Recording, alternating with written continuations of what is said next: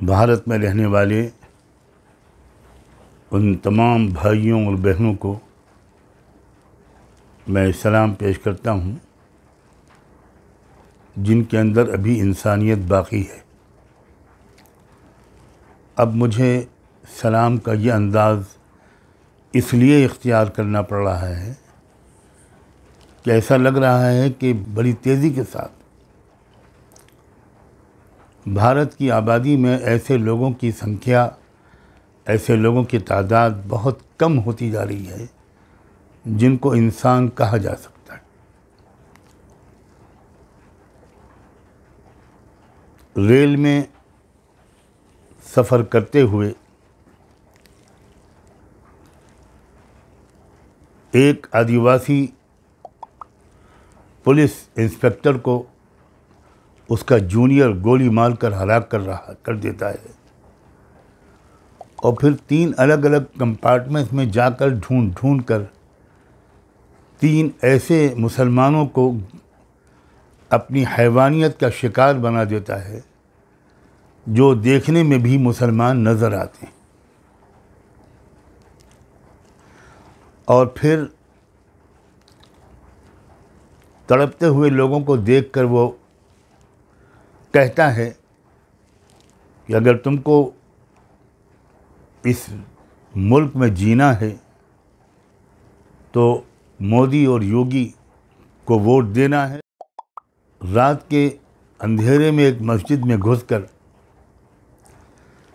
उस मस्जिद में एक नौजवान 19-20 साल नौजवान लड़के हाफिज़ इमाम साद जो वहाँ पर इमामत करता था उसे चाकुओं से गोद कर कुछ इंसान नुमा जानवर हलाक कर देते हैं।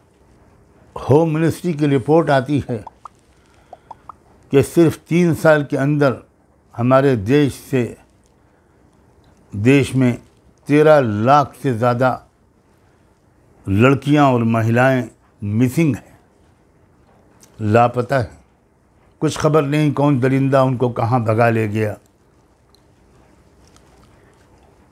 कुछ खबर नहीं कौन सी लड़कियां जानबूझकर अपना घर छोड़कर चली गई, किनको किडनैप कर लिया गया, किनको रेप करके मौत के घाट उतार दिया गया। क्या अब भी हम नहीं जागेंगे? अब भी हम हिंदू मुस्लिम करते रहेंगे? अब भी हम इलेक्शन का खेल खेलते रहेंगे?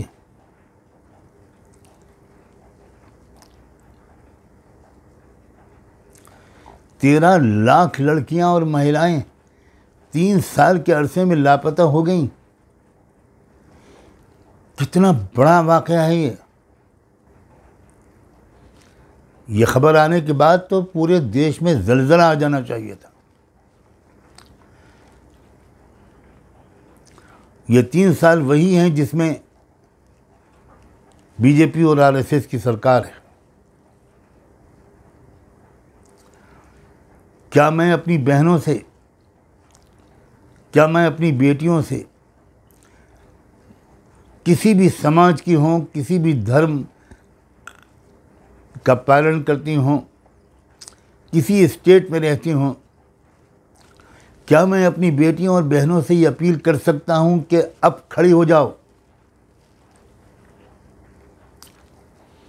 ये पूरा महिलाओं का वर्ग जिस बुरी तरह जुल्म और सितम का शिकार है, जिस तरह औरतों के और लड़कियों के हुकूक मारे जा रहे हैं, उनकी इज्जतें लूटी जा रही हैं, उनको रेप करके टुकड़े करके उनको फेंका जा रहा है, फ्रिज में रखा जा रहा है। क्या अब भी हमारे देश में कोई ऐसे लोग नहीं हैं जो सिर्फ इस मुद्दे को लेकर महिलाओं से कहें कि उठ जाओ अपनी इज्जत की हिफाजत के लिए, भूल जाओ कि तुम मुसलमान हो या हिंदू हो,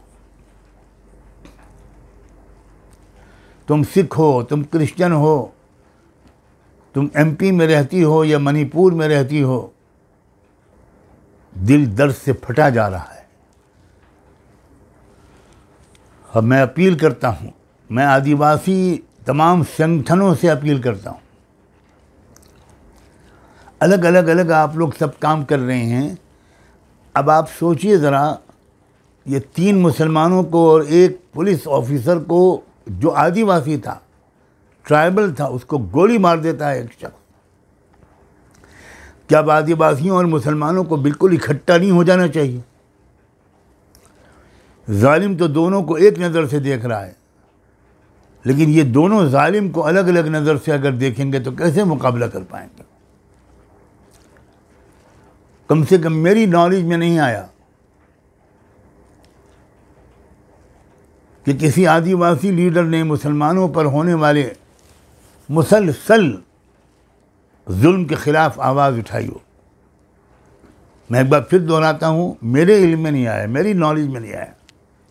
मैं आदिवासी तमाम भाइयों और बहनों से, उनके लीडरों से, उनके जो संगठन हैं, जो संस्थाएं हैं, उनसे निवेदन करता हूँ, और उनसे भी और तमाम लोगों से भी, कि जब दूसरे समाज के किसी शख्स को निशाना बनाया जाए तो सबको उसके ख़िलाफ़ बोलना चाहिए। सिर्फ उसी समाज के लोगों को नहीं बोलना चाहिए जो जिस समाज से ताल्लुक़ रखता हो वो शख्स जो विक्टिम बना है, जो निशाना बना है। अब तो ये खुला एक ऐलान जंग है। हर चंद घंटे के बाद कुछ नए वाक़यात, कुछ नई घटना की खबर आती है। एक ईमानदार पुलिस ऑफिसर जिसने जान पर खेलकर एक बहुत बड़े फसाद से बचा लिया, कई घंटे तक उसने उन लोगों को समझाया जो कावड़ियों का रूप धारे हुए थे। वो थे कौन, वो तो हम नहीं जानते, जानने वाले जानते होंगे या खुदा जानता है।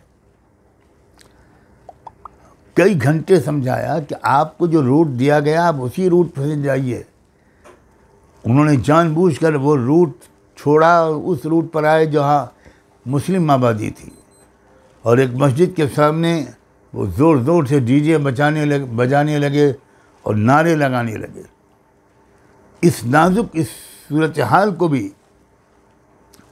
उस इलाके के एसपी या एसएसपी ने बड़ी समझदारी के साथ, बहादुरी के साथ संभाला और मैनेज किया। और वो लोग नहीं माने तो बहुत हल्का सा बल प्रयोग किया, लाठीचार्ज किया। कोई और ऑफिसर होता या वहाँ कावड़ियों की जगह पर मुसलमान होते या कोई और होता तो गोलियों से 10-20 लोगों को भून दिया गया होता, सैकड़ों लोग ज़ख्मी हो गए होते। और पुलिस ऑफिसर की इस ईमानदारी का इनाम उसको ये मिला, उसका ट्रांसफ़र कर दिया गया। क्या हो रहा है हमारे देश में, और ये क्यों हम लोग सब खामोश बैठे हैं? हमारे दलित भाई और बहन, मैं एक बार फिर कहता हूँ कि मुझे किसी शेड्यूल कास्ट के लीडर की तरफ से कोई बयान सुनने और देखने को नहीं मिला। हो सकता है कि मेरी जानकारी की कमी हो।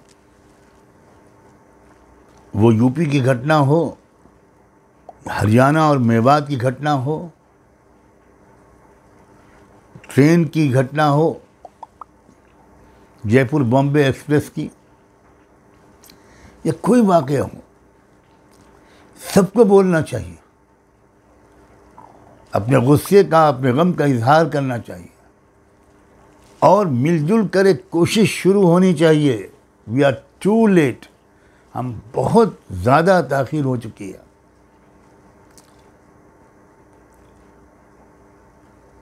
जिस कौम का ज़मीर इस तरह मर जाए, जहाँ इस तरह के वाक़यात एक नॉर्मल हो जाएं, यह है न्यू नॉर्मल जिसका हम लोगों ने चर्चा सुना था। यह है न्यू इंडिया, और अब तो इंडिया कहना भी मुश्किल है। यह नया भारत, इसका निर्माण करना चाह रहे थे हमारे संघ परिवार के लोग। और भारत सरकार के लोग।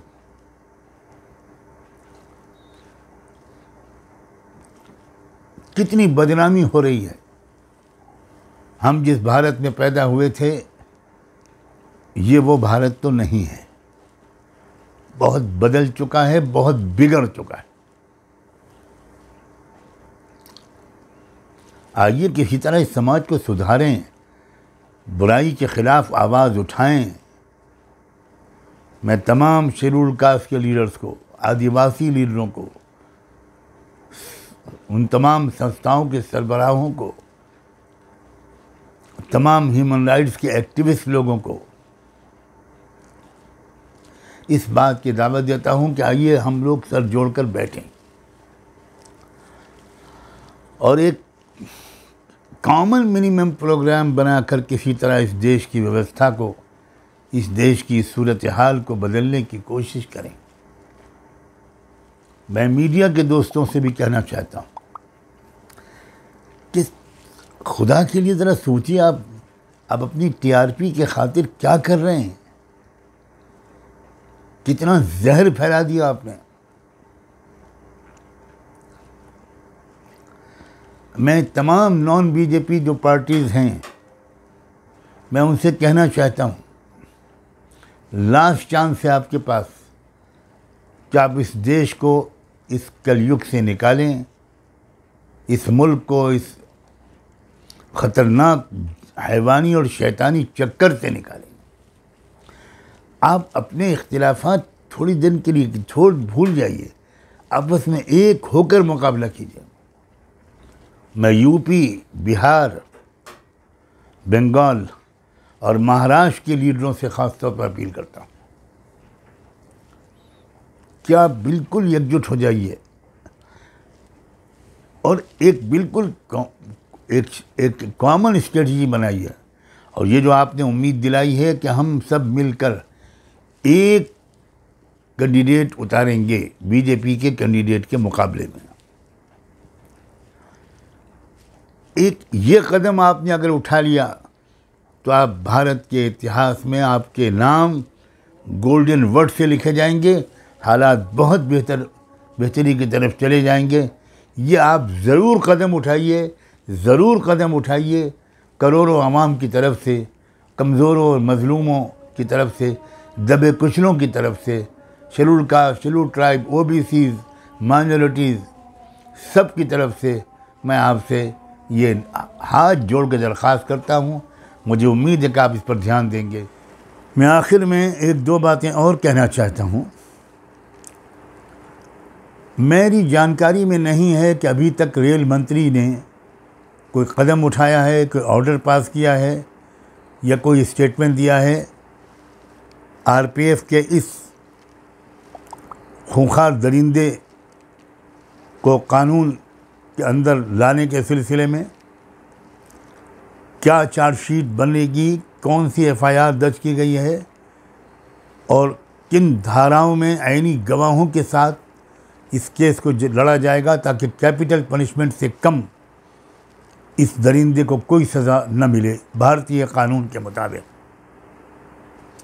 मैं फिर कह रहा हूं कि मेरी जानकारी में नहीं, हो सकता है कि उन्होंने कोई बयान दिया हो और मेरी नज़र से अभी न गुजरा। इसी तरह होम मिनिस्टर साहब, उनका भी कोई बयान मेरे सामने नहीं आया। मैं ये उम्मीद नहीं करता कि इतने एक्टिव हमारे होम मिनिस्टर, अभी तक उन्होंने कोई इस सिलसिले में साफ बयान जारी न किया हो। लेकिन मैं सिर्फ ये कह रहा हूँ कि मुझे अभी उनके किसी बयान के बारे में जानकारी नहीं मिली। दुआ करता हूँ और उम्मीद करता हूँ कि उन्होंने कोई बयान और कोई इंस्ट्रक्शंस जारी कर दिए होंगे। फिर इससे भी आगे बढ़कर इस खूंखार दरिंदे ने दो नाम लिए, हमारे मुल्क के रिस्पेक्टेड प्राइम मिनिस्टर का और उत्तर प्रदेश के ऑनरेबल चीफ मिनिस्टर का। यकीनन इन दोनों ने कोई बयान जारी किया होगा कि हमारा कोई ताल्लुक इससे नहीं है, हमारी कोई जिम्मेदारी नहीं है और हम स्ट्रांगली कंडेम करते हैं और इसको हम लाएंगे, इंसाफ के नीचे कानून नाफिज होगा। हमारे उत्तर प्रदेश के चीफ मिनिस्टर तो एक धार्मिक रहनुमा भी हैं, उनसे भी यकीनन मुझे ये उम्मीद है। प्राइम मिनिस्टर तो एक इंटरनेशनल शख्सियत हैं। मेरी जानकारी में अभी तक नहीं आया। मैं इंतज़ार भी कर रहा हूँ, दुआ भी कर रहा हूँ। और अगर आप में से किसी को कुछ मालूम हो कि हमारे दोनों इन बड़े लीडरों ने, प्राइम मिनिस्टर ऑफ इंडिया ने और चीफ मिनिस्टर ऑफ यूपी ने, कोई बयान जारी किया है, कोई कदम उठाया है, तो मुझे ज़रूर मुत्तला करें। ये अजीब अफसोस की बात है, 3 मुसलमान बेगुनाहों को जो बेचारे ट्रैवल कर रहे थे, सफ़र कर रहे थे, न कोई जुलूस में थे, न कोई जलसे में थे, न बोल रहे थे, न कोई प्रोटेस्ट कर रहे थे, उनको गोली मार दी गई। तो इन दोनों को तो बहुत खुलकर सामने आना चाहिए कि ये हमारा नाम लेकर बदनाम किया गया है हमको। हम किसी कीमत पर इसको बर्दाश्त नहीं करेंगे। अगर इन दोनों ने बयान जारी कर दिया है तो मैं वो बयान सुनना और देखना चाहूँगा, और मुझे उम्मीद है कि उन्होंने जारी कर दिया होगा। लेकिन अगर नहीं किया तो मैं इस पर अपने ताज्जुब ही को ज़ाहिर कर सकता हूँ और ये रिक्वेस्ट कर सकता हूँ कि विदाउट एनी फर्दर डिले, मज़ीद ताख़ीर किए बग़ैर, ये दोनों लीडरान इस बात को कंडेम करें। कितनी हैवानी गैर कानूनी हरकत इन दोनों का नाम लेकर की गई है। एक नाम और सुनाई पड़ रहा है उस वीडियो में, ठाकरे। मेरी समझ में नहीं आ रहा इससे कौन से ठाकरे मुराद है। क्या अगर उद्धव ठाकरे जी मुराद हैं, क्योंकि ये महाराष्ट्र में घटना हुई है, तो अगर ये उद्धव ठाकरे मुराद हैं तब तो उद्धव ठाकरे को तो खुलकर सामने आना चाहिए, उनको प्रेस कॉन्फ्रेंस करनी चाहिए और स्टेट का मसला है तो स्टेट को बहुत ज़ोरदार अंदाज से इस शख्स के ख़िलाफ़ एक मर्डर का केस चलाना चाहिए, सारे सबूत सामने रखने चाहिए। ये ज़िम्मेदारी है स्टेट के चीफ मिनिस्टर की भी और स्टेट के एक बड़े लीडर मिस्टर उद्धव ठाकरे की भी। बस मैं इसी पर अपनी बात को मुकम्मल करता हूँ। आप सब ने मेरी बात सुनी, इसका बहुत बहुत शुक्रिया। खुदा हाफ़िज़।